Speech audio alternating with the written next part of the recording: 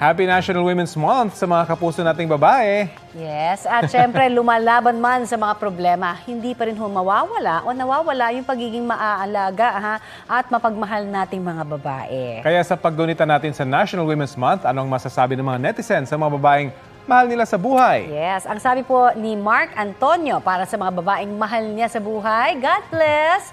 At sana raw ay makamit nyo ang mga pangarap nyo. Nagpasalamat naman si Anthony Partible sa kanyang nanay at asawa sa mga sakripisyo at pag-aalaga nila sa kanya at kanyang mga anak.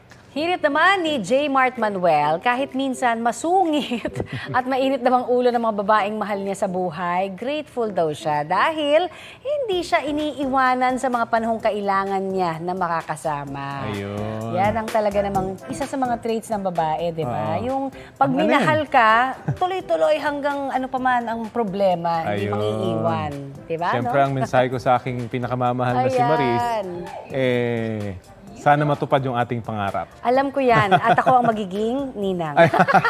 Ganun ba yun?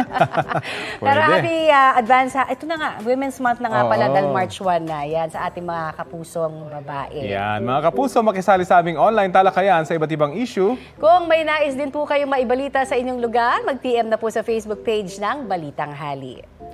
Kapuso, alamin ang maiinit na balita. Bisitahin at mag-subscribe sa GMA Integrated News sa YouTube. Sa mga kapuso abroad, samahan nyo kami sa GMA Pinoy TV at sa www.gmanews.tv.